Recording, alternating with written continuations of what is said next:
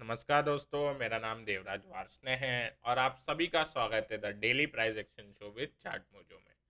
तो दोस्तों, हमने देखा निफ्टी ने आज एक वन वे रैली दी है और जो कल हम लेवल की बात कर रहे थे 16200 और 16200 से जस्ट जो थोड़ा पहले एक गैप है 16170 के लेवल का, वो फिल होते हुए दिखाई दिया और उसके ऊपर ब्रेकआउट मिल गया।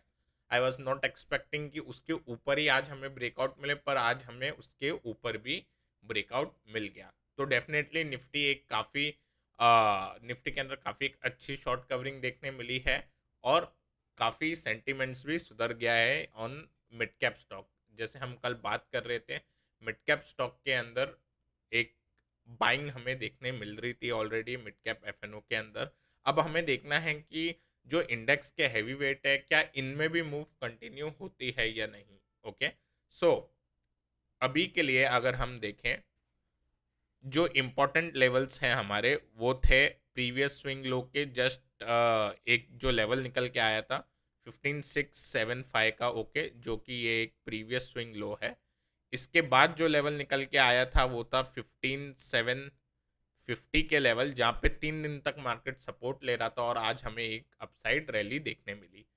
अब अगर कल के सेशन के अंदर हमें मार्केट आसपास से किधर खुलता है, okay, in the range of 16250 to 16350, इस केस में काफ़ी सारे ऊपर के साइड रेजिस्टेंस मिलेंगे। तो मेरे हिसाब से एक बार के लिए हमें 16450 का वेट करना चाहिए, जो कि ये टॉप मोस्ट लेवल है।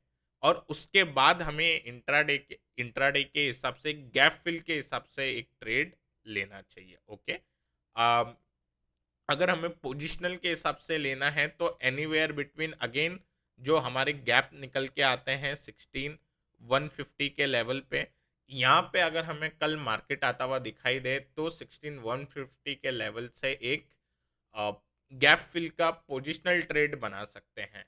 बट अगर हम हायर लेवल्स पे बनाएंगे नियर 300 के लेवल या 350 के लेवल पे, देन आरआर उतना अच्छा नहीं बैठेगा।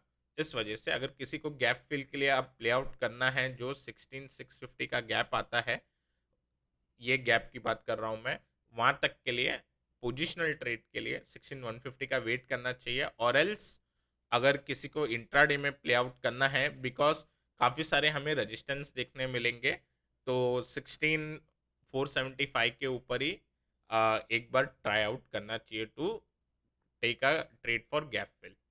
अब अगर हम सेंटिमेंट की बात करें, आज हमने एक काफ़ी अच्छा ये ग्रीन कैंडल देखने मिल रहा है। काफ़ी स्टॉक्स के अंदर ऑलरेडी मिड कैप स्टॉक्स के अंदर रैली देखने मिल रही है। ओके, और आज मैंने दो लॉन्ग साइड के और एक शॉर्ट साइड के चार्ट आइडिया निकाले हैं। एस निफ्टी के अंदर जो ओवरऑल व्यू है स्टिल नेगेटिव। ये अभी भी हम एक दिन की मूव आने की वजह से हम ये नहीं समझेंगे कि द सेलिंग अब पूरी तरीके से चले गई। But I am expecting a move up till the 16650, जो हमें एक गैप देखने मिल रहा है। वहाँ तक एक मार्केट पुल बैक कर सकता है, जो कि ऑलमोस्ट 0.382 होगा ऑफ ओवरऑल फॉल, जो 18200 से हमें देखने मिल रही है। ओके, सो इस चीज के लिए हम प्ले आउट करेंगे for a small bounce back. Okay, तो दोस्तों एक बार आप बैंक निफ्टी पे व्यू देख लेते हैं। बैंक निफ्टी पे काफ़ी सिंपल है, बिकॉज हमें यहाँ पे एक जो रजिस्टेंस देखने मिल रहा है, ओके, 34800 के लेवल्स पे हमें एक रेजिस्टेंस फेस होगा। So one can wait for that level to be taken out, और उसके बाद इसके अंदर भी हम ये जो गैप बना है वो फिलिंग होते हुए देख सकते हैं। ओके, उस केस में हम 35200 तक के टारगेट एक्सपेक्ट कर सकते हैं, एक बार 34800 के ऊपर बैंक निफ्टी चले जाए। अब कल के सेशन में अगर बैंक निफ्टी 34500 के ऊपर जाए तो डेफिनेटली एक 34500 से 34800 तक की एक ट्रेड प्ले आउट बन सकती है। वाई? बिकॉज 34800 आपका इमीडिएट रेजिस्टेंस बन जाएगा, जो यहाँ पे हम देख सकते हैं। पिछले जब भी ये बैंक निफ्टी ग्रीन कैंडल बना रहा था, वहाँ पे उसी रेंज में 34800 की रेंज पे वो बार बार रुक जाता था। तो अगेन 34,500 के ऊपर बैंक निफ्टी जाता ही 34,800 तक का एक ये लेवल खुल जाएगा और काफ़ी एक फास्ट मूव भी हमें देखने मिल सकती है लेवल के लिए। अगर हमें कल बैंक निफ्टी में वीकनेस दिखे, ओके, तो वीकनेस का अगेन 33,900 लेवल ही गिनेंगे। 33,900 के निकलते ही हम एक इसके अंदर वीकनेस देख सकते हैं। तो ये दो लेवल का हम ध्यान रखेंगे, ओके। और in both Nifty and bank Nifty अगर इंट्राडे में हमें सेटअप मिलते हैं in between of the trend, okay, इसमें मैं एक बार और रिपीट कर देता हूँ, ये जो मेजर लेवल है यहाँ पे हम रिवर्सल के लिए या कंटिन्यूएशन के लिए, ओके, ये लेवल ब्रेक होते हैं तो कंटिन्यूएशन के लिए अगर ये लेवल पे हमें एक कंसोलिडेशन देखने मिलता है और मार्केट साइडवेज फंसता है एंड देन फॉल मिलता है तो यहाँ पे हम रिवर्सल प्ले आउट कर सकते हैं इन सारे लेवल पे जो हम देखते हैं निफ्टी और बैंक निफ्टी के अंदर। अभी अगर हमें इंट्राडे में, ओके, आपको ध्यान रखना चाहिए कंटिन्यूएशन पैटर्न के अंदर एक रेक्टेंगल बन सकता है, असेंडिंग ट्रायंगल बन सकता है और आपको कप एंड हैंडल भी देखने मिल सकता है, okay. There is a cup and handle और उसके बाद ब्रेकआउट या असेंडिंग ट्रायंगल, ओके। और अगर बॉटम में अगर हम देखें कभी कभी निफ्टी बॉटम में भी इन्वर्स एचएनएस बना देता है और उसके बाद ब्रेकआउट देता है। तो दोस्तों ये सारी चीज़ों का इंट्राडे में ध्यान रख सकते हैं। तो दोस्तों अब हम एक बार डाउ पे अपडेट ले लेते हैं क्विकली। और डाउ अगर हम चार्ट देखें तो यहाँ पे एक पुल बैक देखने मिल रहा है और ये पुल बैक का जो फर्स्ट, कभी भी ध्यान रखो दोस्तों, जो भी पुल बैक जनरेट होता है और अगर हमें एक फॉलिंग रेजिस्टेंस लाइन देखने मिलती है, ओके, फॉलिंग रेजिस्टेंस लाइन, तो हमेशा वो फॉलिंग रेजिस्टेंस लाइन रिस्पेक्ट होती है और हमें जब भी भाव डाउ के अंदर अब ऑलमोस्ट 32,900 आते हुए दिखाई देंगे, दिस इज डाउ फ्यूचर, तो एक हमें वापस से भाव नीचे आते हुए वहाँ पे दिखाई दे सकता है। लेकिन क्या अब हम डाउ एज सच सिग्नल लेंगे फॉर निफ्टी, क्योंकि डाउ पुल बैक ले रहा है तो निफ्टी भी क्या पुल बैक लेगा प्रॉपरली? तो कभी कभी क्या होता है, डाउ अगर पुल बैक ले रहा है, दे रहा है, तो Nifty will follow it, but एक या दो दिन डिले भी हमें देखने मिल जाता है कभी कभार। तो ज़रूरी नहीं है कि अगर हमें डाउ वन वे ऊपर जाता हुआ दिखाई दिया और या फिर लेट से डाउ अब यहाँ से करेक्ट होके थोड़ा नीचे आए, हो सकता है निफ्टी फिर भी थोड़ा ऊपर जाए एंड देन डाउ को फॉलो करे। तो डायरेक्टली हमें ये भी ध्यान देना है कि इनमें लीड और लैग इफेक्ट आते हैं, उस चीज़ का हमें ध्यान रखना होता है। तो as such Dow is looking good. It is giving a reversal, but 32,900 might act as a hurdle here.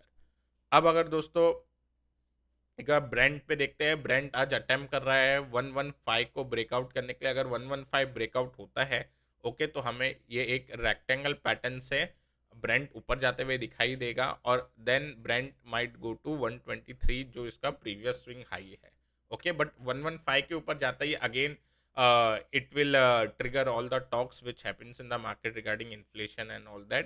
तो इसका अगर 115 ब्रेंट 2 से 3 दिन तक अगर इसके ऊपर टिका रहे तो देन नेगेटिव इम्पैक्ट ये क्रिएट करना स्टार्ट कर देगा on the equity market world wide, okay. अब अगर हम आज के काउंटर देखें तो दोस्तों जो आज हम काउंटर दो जिस पे फोकस डालेंगे, ओके, पहले मैं एक शॉर्ट साइड का आपको काउंटर बता देता हूँ, वो है Aurobindo pharma, okay. Let me adjust this chart, ठीक है। अब औरोबिंदो फार्मा का अगर हम चार्ट देखें तो यहाँ पे एक ब्रॉडनिंग पैटर्न बनते हुए दिखाई दे रहा है, okay. See this is the top most resistance और नीचे हमने एक फॉलिंग सपोर्ट लाइन देख रहे हैं।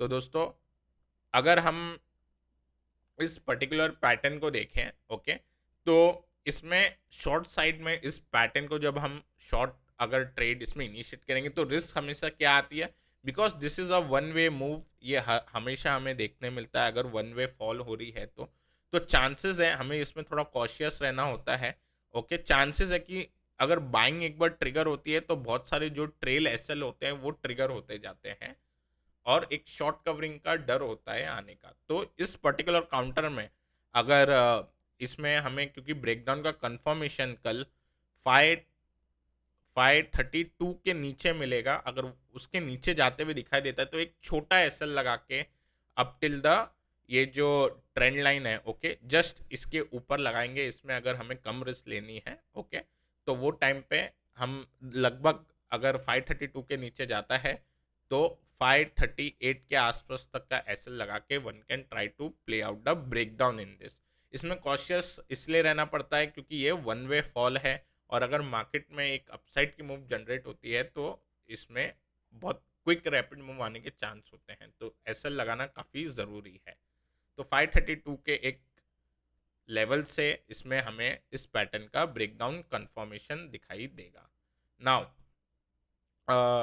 इस पर्टिकुलर पैटर्न के अंदर टारगेट जो होते हैं वो काफ़ी बड़े आएंगे, okay, target will be almost 200 down from year, but हमें इसको स्टिल एज एन इंट्राडे ही देखना चाहिए। और लॉजिकली अगर हम देखें तो जो की लेवल आएंगे इसमें निकल के 520 एंड 510 के वहाँ तक के लिए प्ले आउट कर सकते हैं। जो हमारा नेक्स्ट काउंटर होगा दोस्तों वो है एंजल ब्रोकिंग का, ओके। अब एंजल ब्रोकिंग का अगर हम चार्ट देखें, let me zoom the chart, okay. अब अगर एंजल ब्रोकिंग का चार्ट देखिए, अगेन इसने भी एक ब्रॉडनिंग पैटर्न बनाया है, और ब्रॉडनिंग पैटर्न बनाने के बाद इसने एक साइडवेज हॉरिजॉन्टल सपोर्ट से इसने एक टर्न अराउंड किया, एक पुल बैक जनरेट किया है। अब इसके अंदर भी हमें इंट्राडे के हिसाब से एक गैप फिल के लिए प्ले आउट करना चाहिए 1580 का।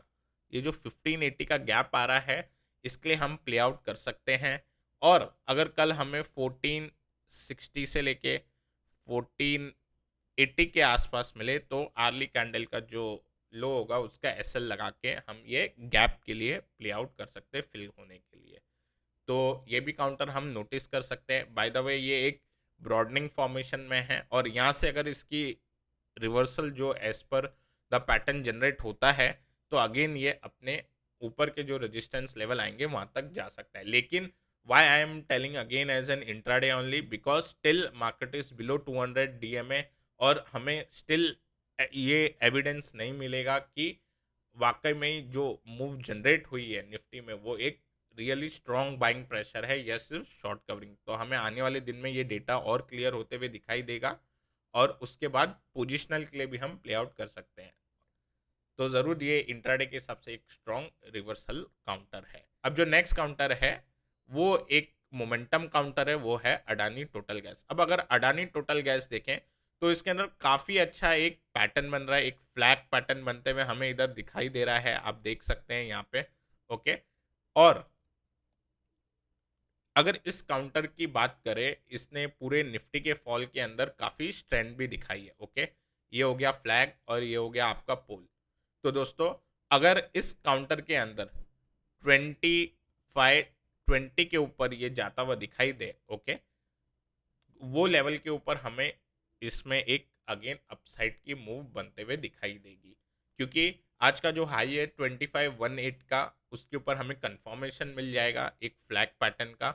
और अगेन इसमें भी हम एक इंट्राडे के लिए अगर हम प्ले आउट करना चाहें तो हम जो इसके प्रीवियस स्विंग हाई है, ओके, उस हिसाब से हम इसके अंदर प्ले आउट कर सकते हैं, ओके। तो दोस्तों इसमें जो ये प्रीवियस स्विंग हाई आया है इसके लिए जो लेवल्स आते हैं 2640 के आसपास और 2700 के आसपास तक एक प्ले आउट कर सकते हैं।